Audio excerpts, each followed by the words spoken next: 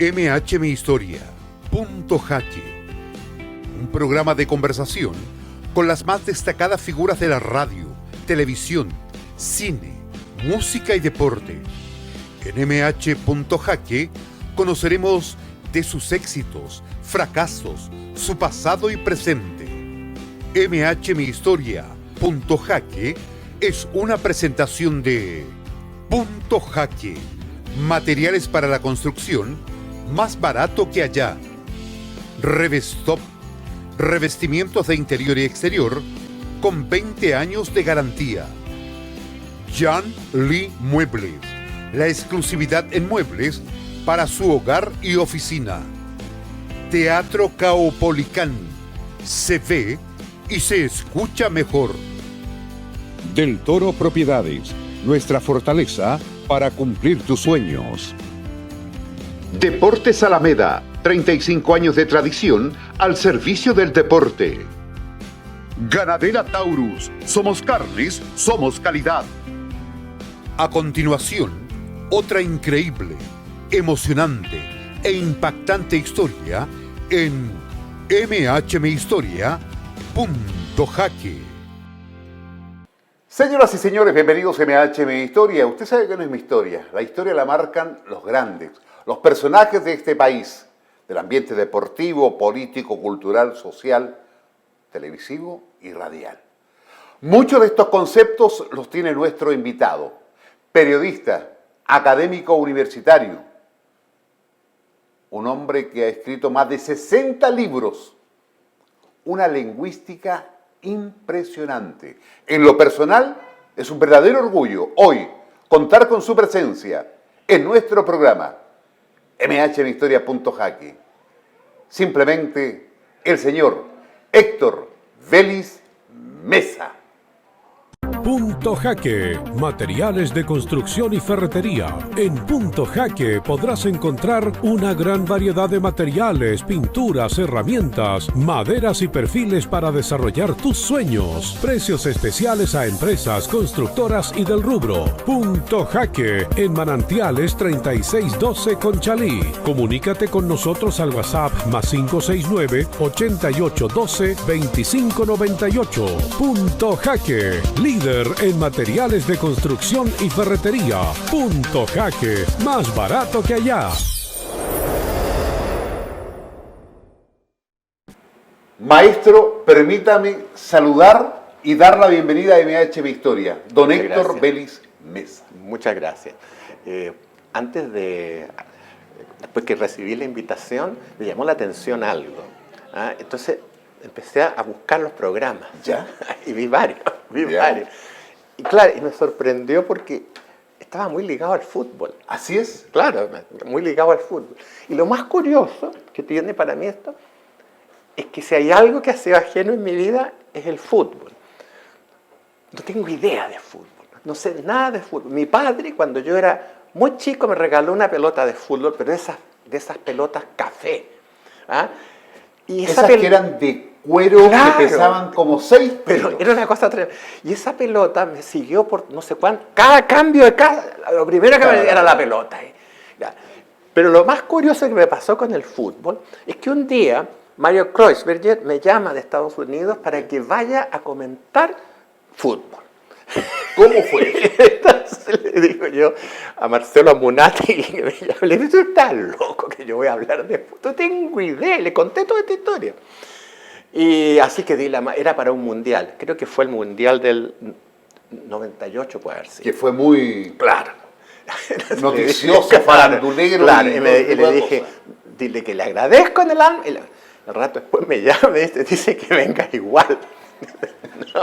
¿Cómo voy a ir a hablar de algo que no entiendo? Le dije yo. A la tercera vez, insiste, me dijo que vengas. Yo ya había ido a Estados Unidos a hacer programas con él. Entonces, finalmente, yo le dije, mira, déjame pensar. Y le conté, mira, tengo una idea. Dile que yo voy a Estados Unidos, pero no voy a hablar de fútbol. Yo le voy a contar la historia de la pelota. Entonces le cuentan a Mike que venga, dijo. Y fue. Que fue, bueno, esa pelota, sí, aprovechando, sí, fue una inspiración para escribir un libro. dentro de estos 60 y tantos que forman parte de la historia. Fue mucho más todavía, Claro. ¿no? Fue mucho más increíble toda esta historia, porque me llevan para allá, tengo que ir a Estados Unidos, decir, viajar a Miami, y el programa duró 3 minutos. Sí. 3 minutos. Me llevaron a Estados Unidos para hablar 800 horas de vuelo. pero sí quedó impactado con la historia de la pelota. Y yo quedé frustrado. Haber ido a Estados Unidos por 3 minutos. Pero me dejó varios días en compensación en Estados Unidos. Me dejó como 4 días. Pero en el hotel dije, yo no puedo perder esto. Y empecé a escribir un libro que se llama La historia abreviada de la pelota. Volví a Chile y lo publiqué, fue uno de los libros que yo más vendí, y se lo dediqué a mi padre, porque me regaló esa pelota que yo nunca usé, y después, viejo ya, yo pagué esa deuda e hice el libro. Me da el puntapié inicial, si esto lo transformáramos en una cancha de fútbol, para iniciar esta conversación. E insisto, en gratitud por la disposición. Para mí es un honor estar frente a una eminencia de la lengua, de la historia del lenguaje, un hombre que ha tenido un roce radial, televisivo, un referente para las generaciones. Nacido y criado en Santiago de Chile. En Santiago, sí, en Santiago. Y en la comuna de Santiago, no solamente en la ciudad de Santiago, en la Sino que comuna de acá. Santiago. Claro, yo nací en una calle que se llama Toesca. Y esa calle, curiosamente, años después me citó el decano de la Facultad de Comunicaciones de la Universidad Central, exactamente el lugar donde yo había vivido cuando chico, pero era la Universidad Central, que era Bernardo de la Maza, y me invitó a hacer clases ahí. Y cuando llegué me di cuenta que había llegado exactamente al lugar donde yo había empezado. Toesca, cuando yo nací el año 49, todavía ese barrio, Toesca, Ejército, todo eso, era un barrio de gente de la clase media. Todavía no se iban hacia arriba. Era muy residencial. Era muy reciente, y unas casas muy lindas, una casa muy grande la que teníamos nosotros. Y un día desapareció todo eso y nos fuimos a Vitacura. Si yo hoy día, cuando el otro día pasé por la calle donde yo viví y la casa ya no estaba. Y siempre he dicho, si mis padres no se hubieran separado cuando yo era tan chico y yo todavía tuviera esa casa, no tendría ningún problema. Debe haber costado, hoy día costaría una fortuna. Una familia compuesta por 4 personas, padre, Nada más. madre, hijo e hija. Claro. ¿Cómo fue esa infancia? Extraña. A ver, la primera parte de mi infancia, los primeros 7 años, fueron idílicos. Teníamos muy buena situación mis padres. Yo vivía en una casa que había 3 personas que nos cuidaban, estaba la empleada, la cocinera y la señora que cuidaba a los niños. Ya. Había un auto con chofer, y así que no teníamos ningún problema. Ningún problema. Fue la época que se compró la parcela de Santa Rosa de Chena. Fueron los años felices. Pero un día mi padre desapareció. Cuando vivíamos en Vitacura, nos habíamos cambiado. Desapareció. Un día no llegó más a la casa. A los 7 años. A los 7 años. Un día no fue más. Entonces yo empecé a preguntar. Es decir, nos preguntamos con mi hermana porque qué raro. Entonces me dijeron, no, su papá se tuvo que ir a Valparaíso, entonces trabaja allá, así que va a venir. Pero pasaban las semanas, pasaron los meses, y mi padre no fue a ver. Ya. Y un día apareció. Y nunca me he olvidado de ese día porque llegó muy cariñoso, pero llegó con 2 paquetes enormes de libros. Y eran libros usados, pero eran libros buenos. De ahí yo creo que nació este afán mío de comprar libros usados, de conocerme todo San Diego, de ir a esas librerías, porque ahí encuentro grandes libros. ¿Y de ahí comienza el feeling con la lectura? ¿O ya venía de antes? Venía de antes. Porque yo creo que cómo se crea esto de leer. ¿Por qué fue feliz mi infancia? Porque tuve personas a mi lado que eran grandes contadoras de cuentos. Por ejemplo, mi madre y mis primas. Sobre todo una prima. Ya. Nos contaba cuentos. Entonces yo crecí escuchando cuentos. Después en el campo, vivíamos mucho tiempo en el campo, nos llevaban a Santa Rosa y nos dejaban allá, meses a veces, es decir, las vacaciones, que eran más largas antes, me da la impresión, diciembre, enero, febrero, o como yo era muy chico, la sentía muy larga, y escuchaba a la gente del campo contar unas historias del diablo, por ejemplo, historias, y mi imaginación se poblaba con todo eso. Entonces me bajó un afán por la lectura, y una vez dije, me encanta estar enfermo, pero ¿cómo te va a gustar estar enfermo? Porque cuando tuve hepatitis me tuvieron un mes en cama, hoy día no sé si los mandan a la cama con hepatitis a uno, pero en ese tiempo un mes. Entre paréntesis, tengo entendido que fue muy enfermizo. Es decir, no tanto, pero cuando yo estaba en cama, leía. Entonces llegaban las tías y me llevaban Tom Sawyer, Corazón, Sandokan. Entonces no había otra entretención. Y yo leía. Pero curiosamente en mi casa también había una empleada en ese tiempo en que en mi casa siempre llegaban revistas, Revista Ercilla, llegaban los diarios, ¿no? Pero ella compraba el Cine Amor, las historietas, claro, el Vea. Entonces cuando yo estaba enfermo me los pasaba a mí y leía el Cine Amor y leía todo. ¿Era un placer estar enfermo? Era un placer, para mí era un placer estar. Entonces cuando me mejoraba era tremendo, tenía que volver a la vida. Entonces eso se perdió de un día para otro, cuando desapareció. ¿A qué edad aprendió a leer? Yo creo que fue mi madre la que me enseñó a leer. Yo no aprendí. Cuando yo llegué a kinder, yo ya sabía leer. ¿Ya? Yo todavía guardo un libro que me lo regaló mi abuelo. Yo no tuve prácticamente abuelo. Mi abuelo, el padre de mi madre, murió cuando yo tenía 2 años. Y justo cuando muere un mes antes de que nazca mi hermano. Y él me regaló un silabario. Estrellita se llama, que a veces yo lo he mostrado porque todavía lo tengo. Y en ese silabario yo aprendí. Y en ese silabario está la dedicatoria de mi abuelo, donde en el fondo me dice lo que yo voy a hacer. Entonces, para mí, ese silabario y mi madre fueron los que a mí me enseñaron a leer. No solamente me enseñaron a leer, yo diría que el mejor profesor que yo tuve en mi vida fue mujer, fue mi madre. Es decir, las cosas más importantes que yo aprendí siempre me las enseñó ella. Desde las tablas. Y era una mujer encantadora, cariñosa, pero estricta. Yo me recuerdo porque la tabla del 8 y del 9 fueron terribles para mí. Y en verano yo miraba como todos, mi hermana, mis primos jugaban en la parcela y yo aprendiendo la tabla del 8. Y mi mamá, y no había caso. No, me equivocaba. Cuando se la aprenda sale a jugar. Pero eso lo recuerdo hoy día con un agradecimiento, porque eso fue lo que a mí me llevó por ejemplo, a cultivar una memoria impresionante que creo que ya no es la de antes. Yo ya tengo 75 años y me asusta a veces. Por ejemplo, yo en mi puerta, yo salgo, abro la puerta y aquí en el canto está todo lo que no se me va a olvidar, el teléfono, el gas, la plancha. Está la guía de... Claro, la plancha, digo yo, y voy, por si acaso.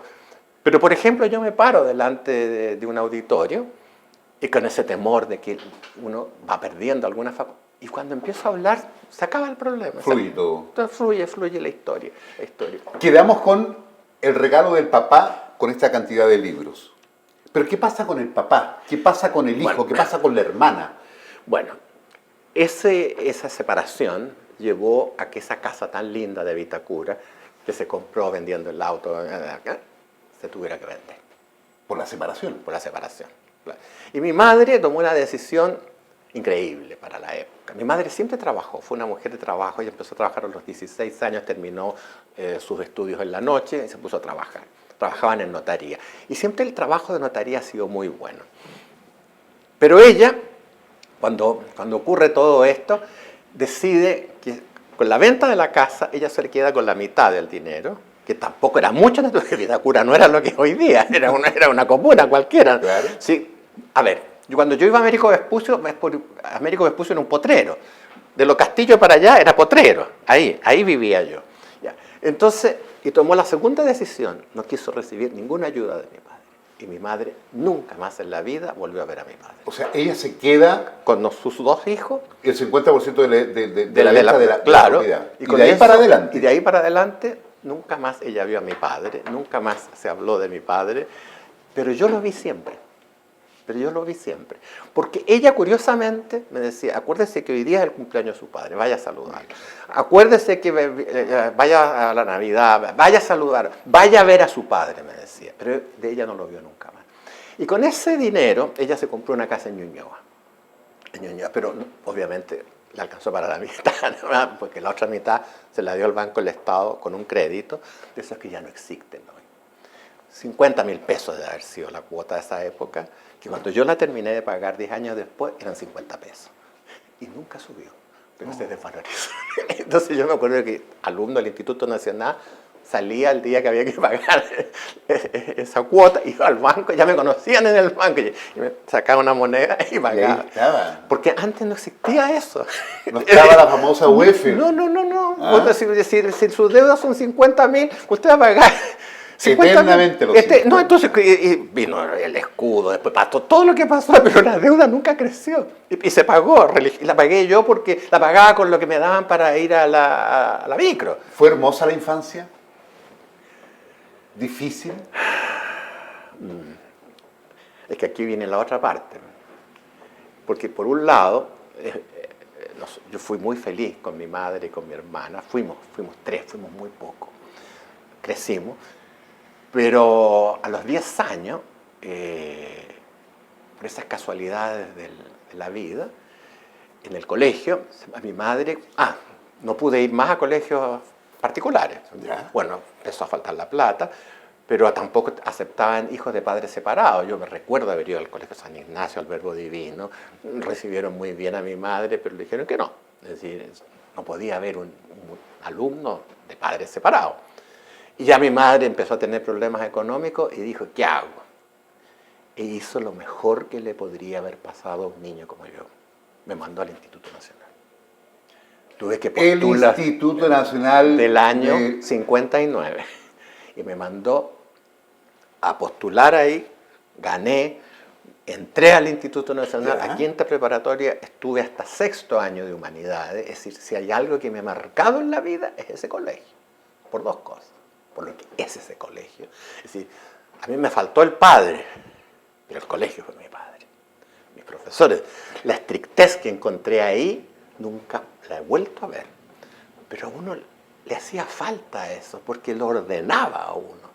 A los profesores eran estrictos, pero eran seres humanos. ¿Ah? Y bueno, pero eso no es todo. Porque me hice amigo de un muchacho que tenía una particularidad que no me di cuenta hasta después. Se llama igual que yo, Héctor. Como Héctor Vélez. Héctor Vélez. Pero yo no sabía el apellido. Sabía que se llamaba Héctor. Y un día lo vi con mi padre. Entonces, mi amigo del instituto, yo me acuerdo que cuando llegué a verlo ese día mi padre a su oficina, veo que está con este niño que es mi amigo del instituto. ¿Qué hace este niño con mi padre? Y en vez de entrar, me fui, estoy en la Galería Antonio Vara, todavía existe, y me puse al frente escondido a mirar. Yo era chico, yo tenía 10 años.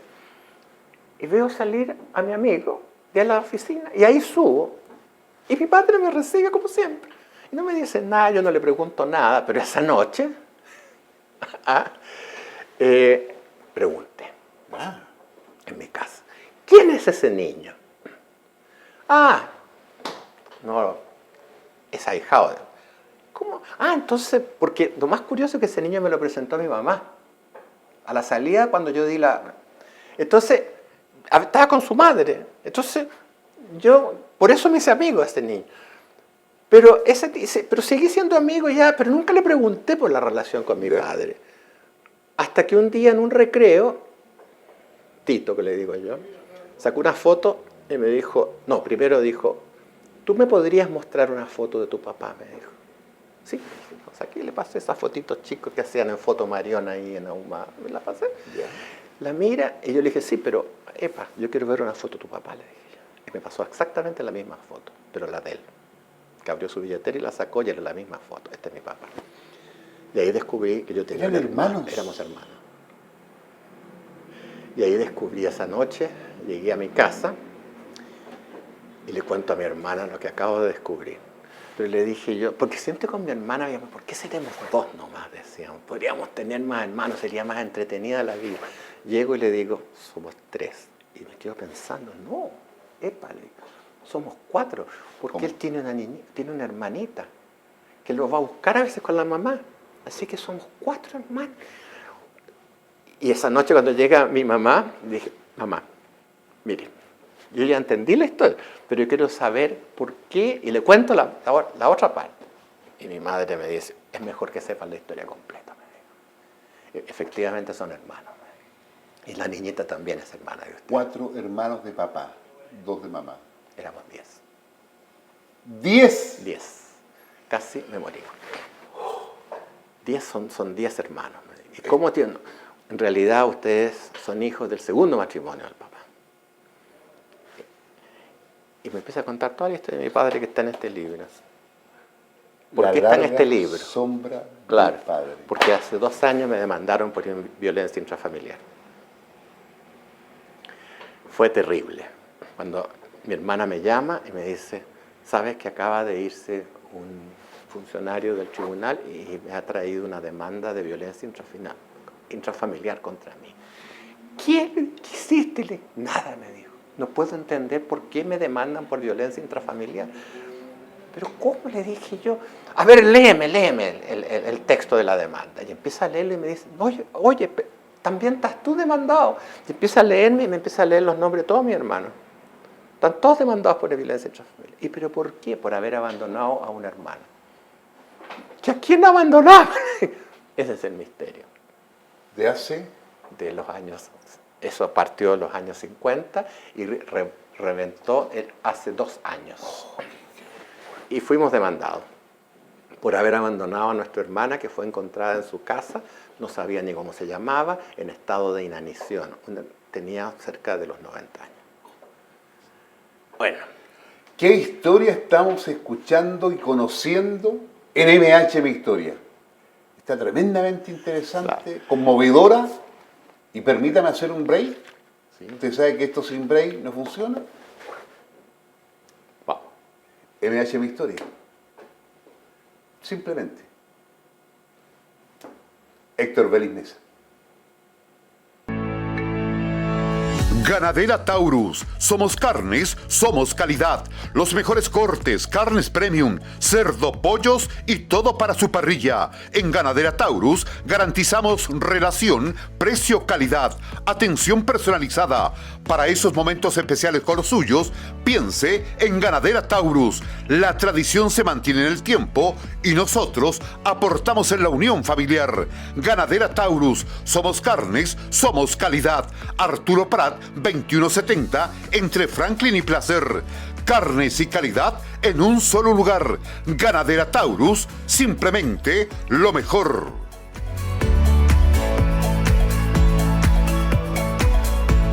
Teatro Caupolicán presenta Earth, Wind and Fire.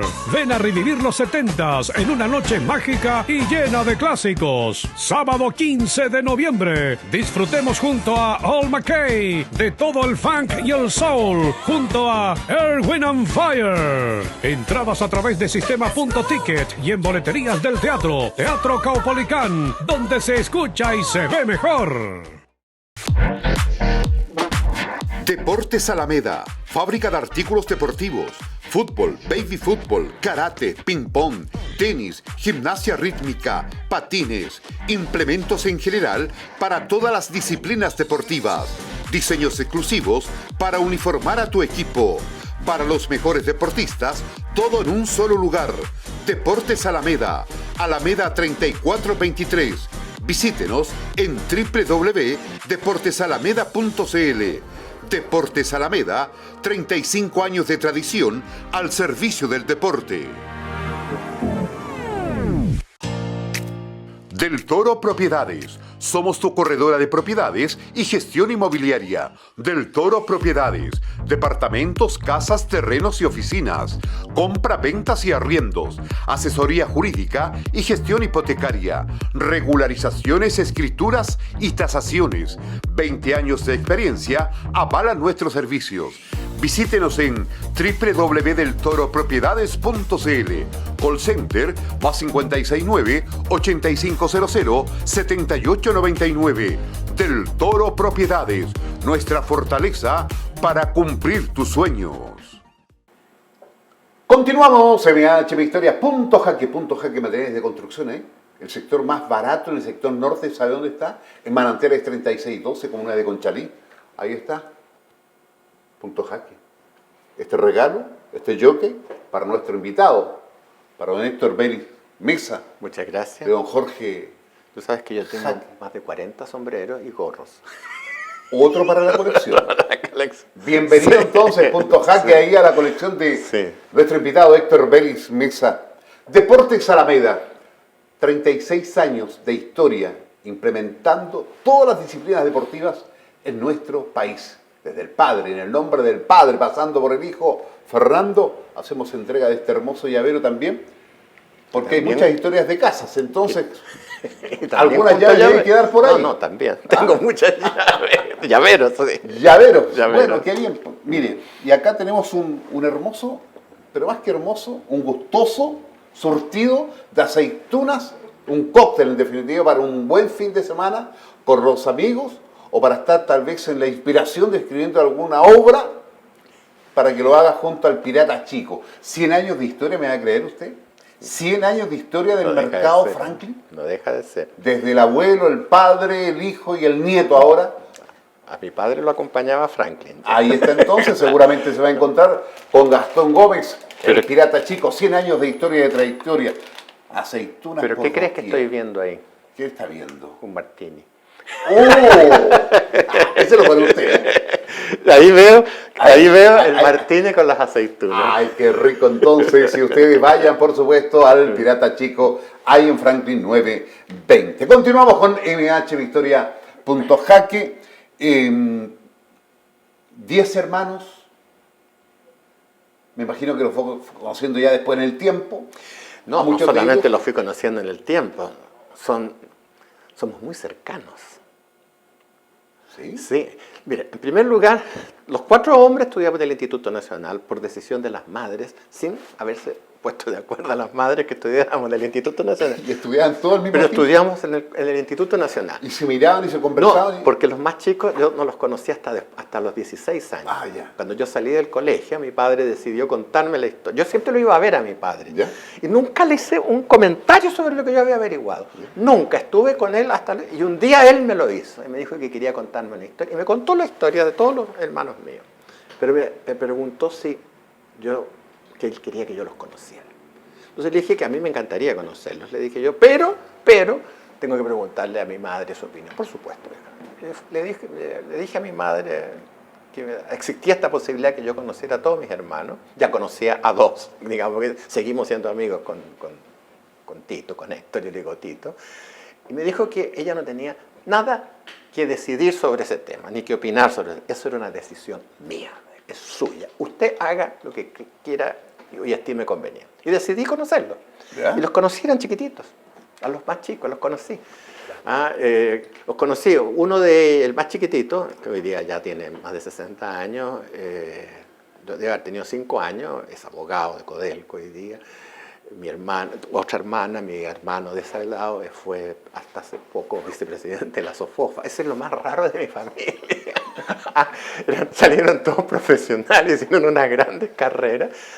Y obviamente yo empecé a frecuentar a mis hermanos y terminé siendo tan cercano a ellos que cuando hoy día me preguntan cuántos hermanos, yo digo que somos 10. No digo que ya somos 2.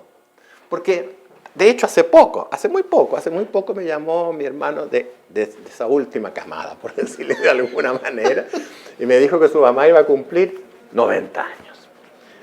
Y que le van a hacer un almuerzo en un club de golf allá en Lo Barnechea, Valle Escondido creo que se llama, y querían que yo fuera.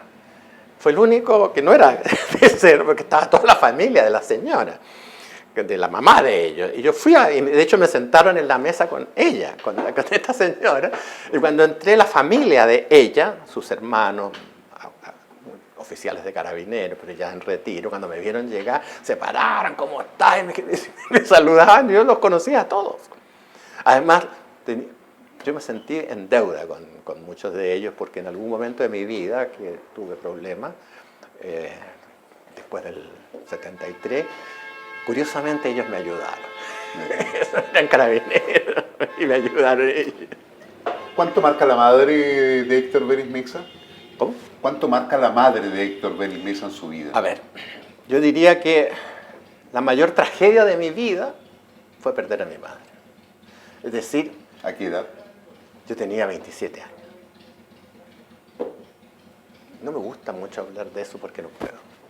Es decir, ¿Es un dolor infinito? ¿Es una angustia constante? ¿Es un recuerdo inevitable? hasta hoy. Es decir, es algo que nunca lo he podido superar. Es decir, fue tan extraordinariamente importante en mi vida que nunca me he podido convencer que haya muerto cuando yo era tan joven, porque ella no era tan joven. Yo nací cuando ella tenía más o menos 39, 40 años. Ella no podía tener hijos y tuvo 2. Tuvo 3, el tercero murió antes del nacimiento.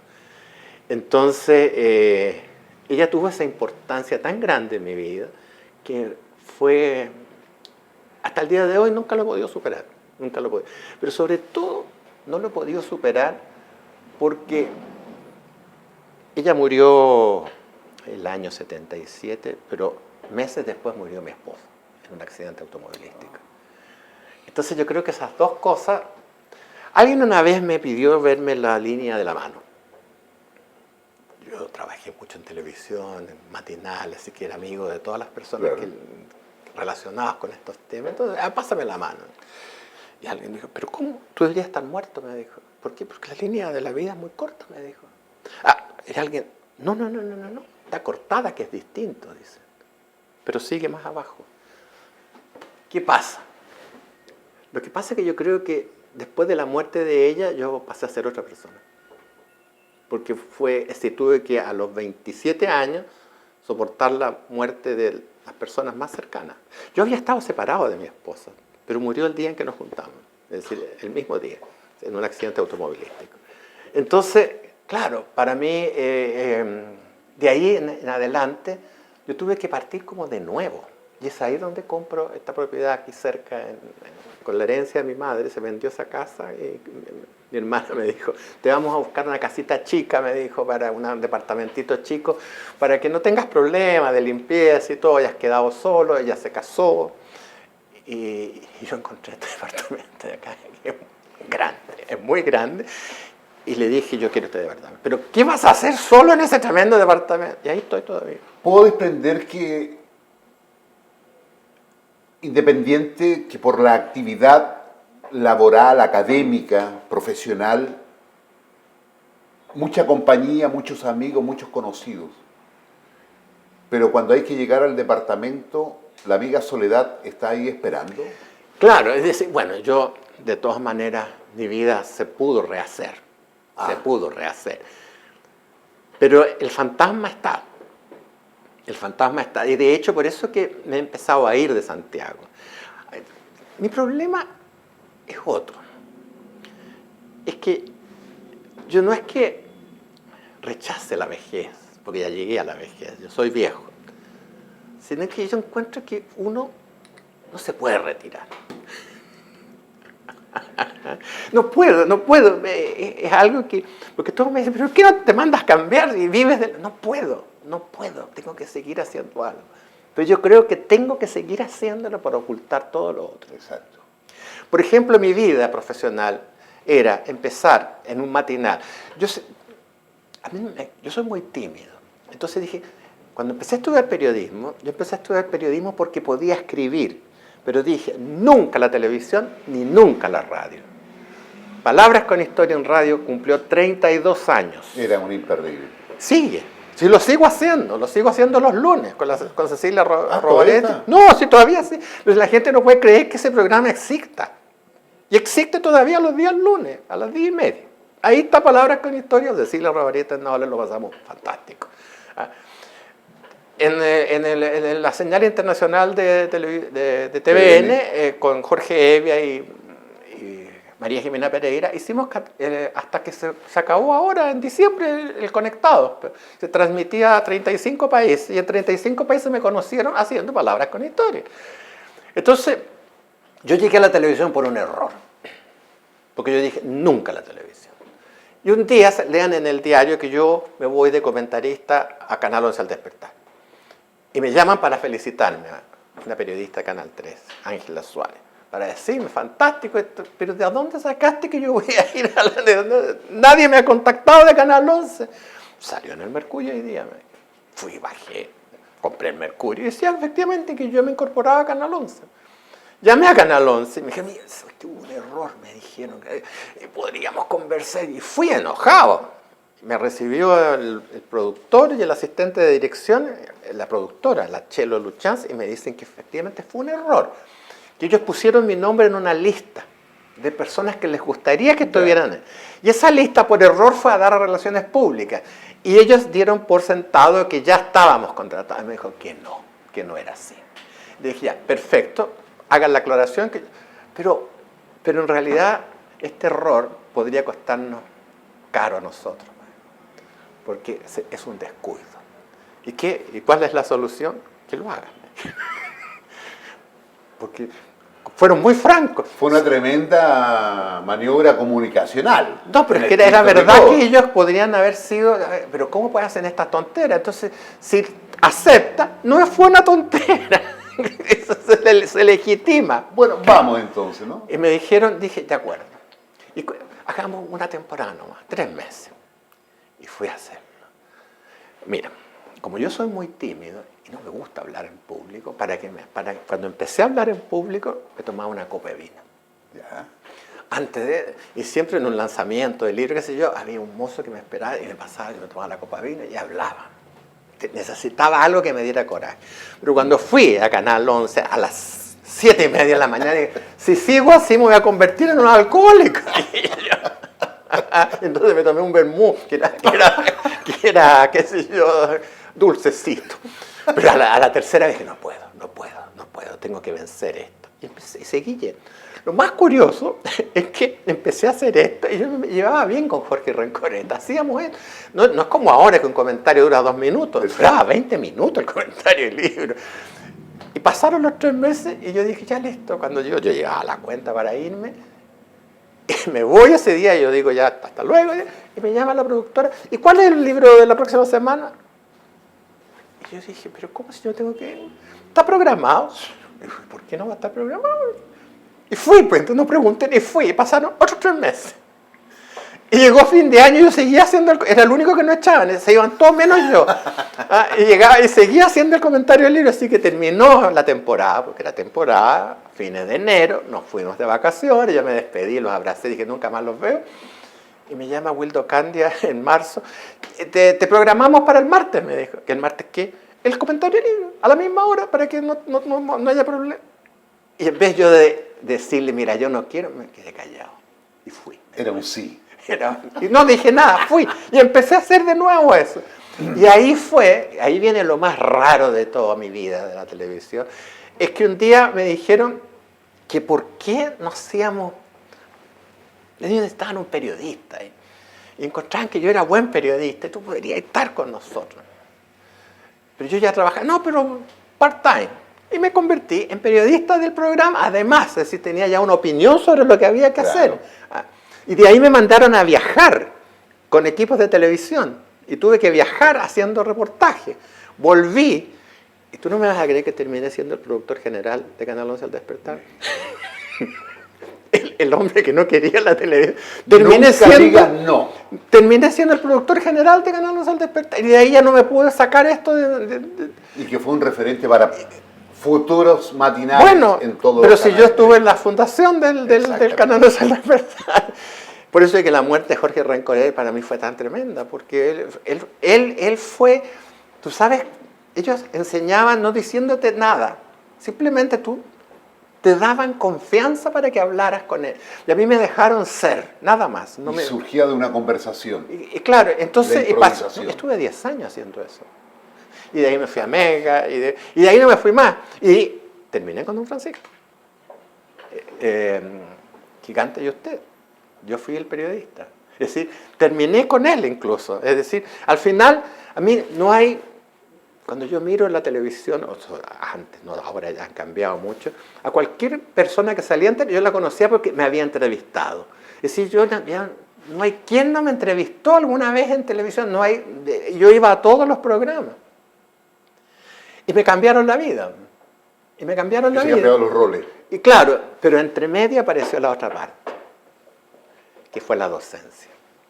Y me convertí en profesor en la universidad. Afortunados aquellos alumnos. Partí en la Chile, claro. Después me fui al Andrés Bello y de ahí no paré y fue con dolor que me tuve que ir, porque ya no era un placer hacer clases. Reprobé casi un curso completo de un ramo muy fácil que se llamaba comprensión lectora. Entonces fue tan tremendo para mí tener que hacer eso. Nunca nadie reclamó porque eso, se asustaron. Es decir, reprobar un curso completo en una universidad puede significar que el que es malo es el profesor.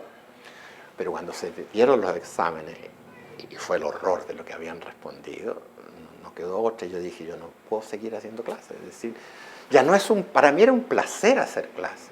Todavía sí, porque yo a veces hago clases, a veces, pero ya me invitan. Hace poco estuve en la Universidad de los Andes y yo sigo siendo el mismo profesor de esa época que empieza a hablar y me transformo. Y me escuchan en un silencio absoluto.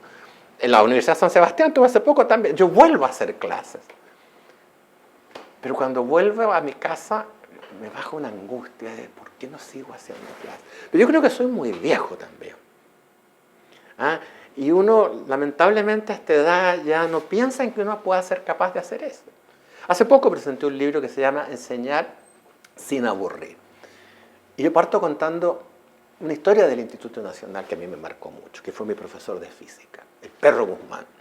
El Perro Guzmán ha sido lo más aterrador que yo he conocido en mi vida.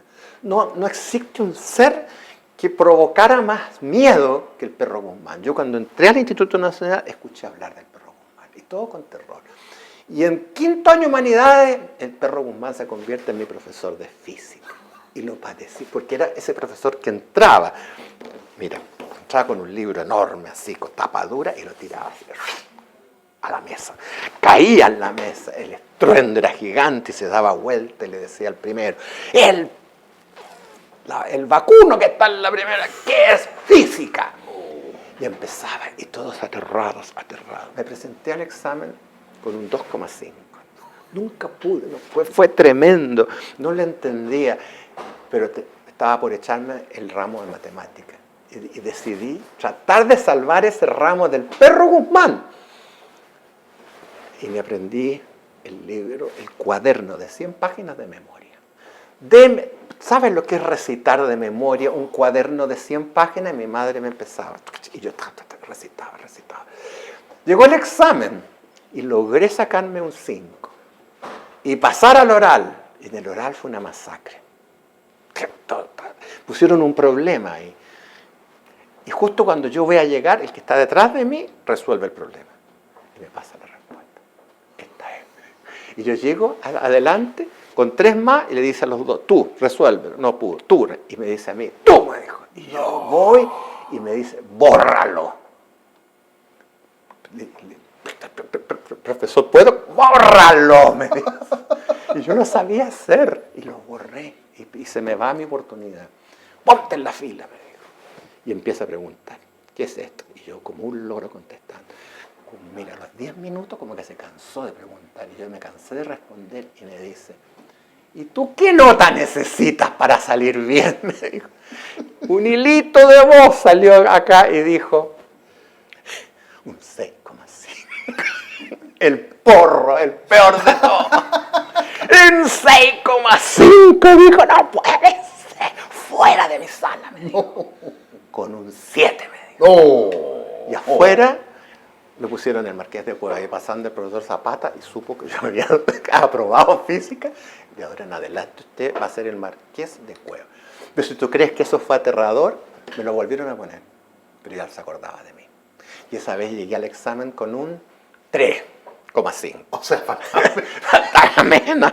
Y de nuevo el déjà vu, pasa lo mismo, aterrado, y era sexto humanidades, no me lo podía echar ese ramo, era sexto humanidades.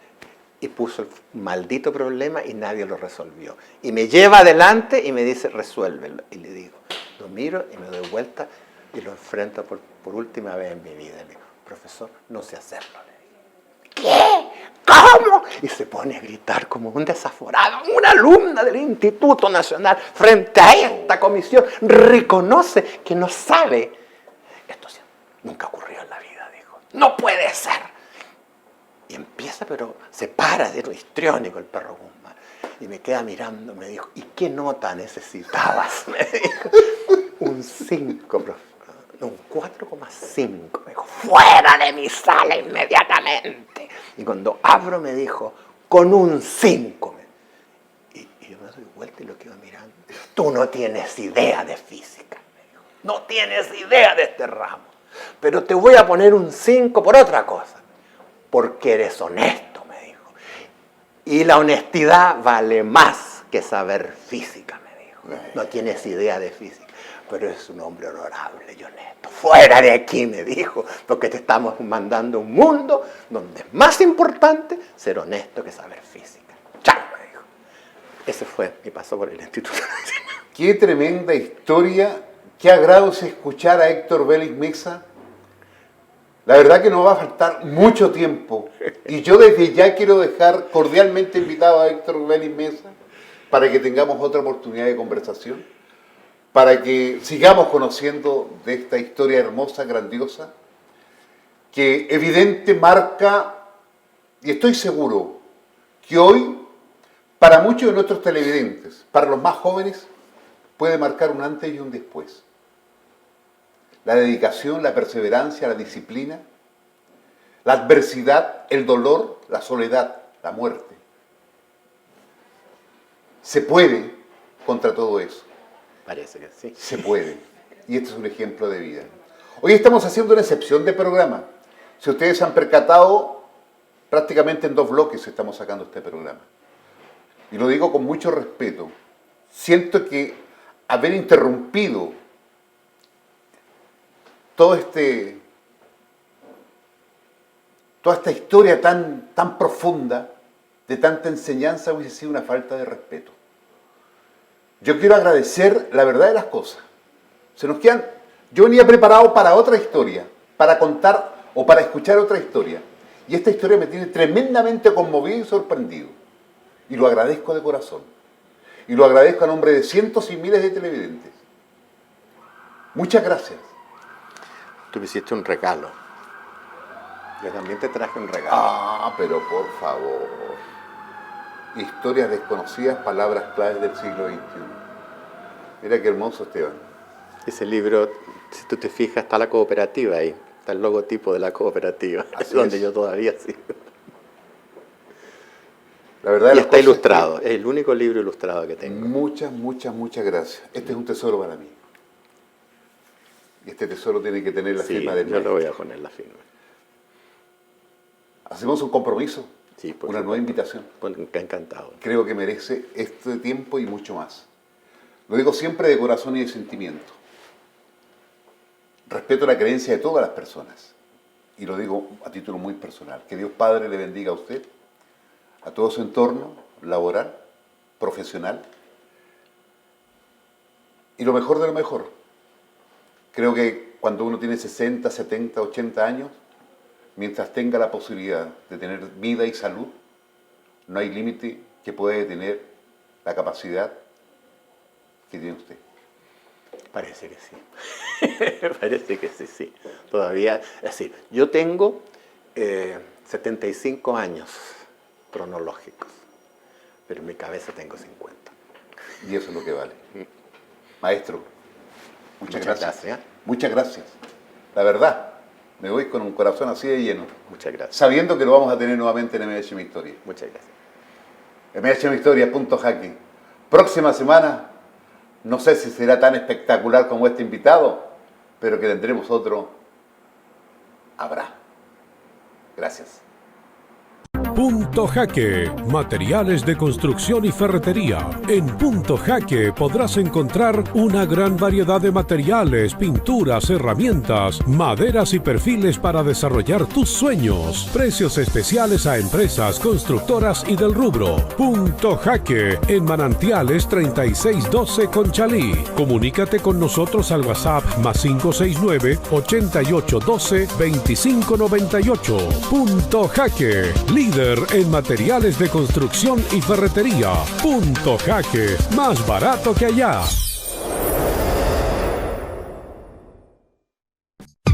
¡Atención! Ya está en Chile. Siding Syncalum tipo madera. Nuevo. Único en su tipo. Pídalo en Revestop. Consultas al +569 9832 2750. Mail perifersid@yahoo.es. Siding Syncalum tipo madera. Calidad y economía. Siding Syncalum tipo madera. Es otro producto Revestop. Teatro Caupolicán presenta Earth, Wind and Fire. Ven a revivir los 70s en una noche mágica y llena de clásicos. Sábado 15 de noviembre. Disfrutemos junto a Al McKay de todo el funk y el soul junto a Earth, Wind and Fire. Entradas a través de sistema.ticket y en boleterías del teatro. Teatro Caupolicán, donde se escucha y se ve mejor.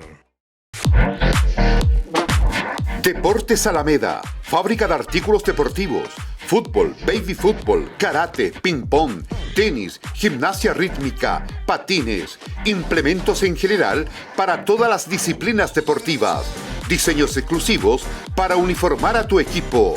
Para los mejores deportistas, todo en un solo lugar. Deportes Alameda, Alameda 3423. Visítenos en www.deportesalameda.cl. Deportes Alameda, 35 años de tradición al servicio del deporte. Ganadera Taurus. Somos carnes, somos calidad. Los mejores cortes, carnes premium, cerdo, pollos y todo para su parrilla. En Ganadera Taurus garantizamos relación, precio, calidad, atención personalizada. Para esos momentos especiales con los suyos, piense en Ganadera Taurus. La tradición se mantiene en el tiempo y nosotros aportamos en la unión familiar. Ganadera Taurus. Somos carnes, somos calidad. Arturo Prat 2170 entre Franklin y Placer.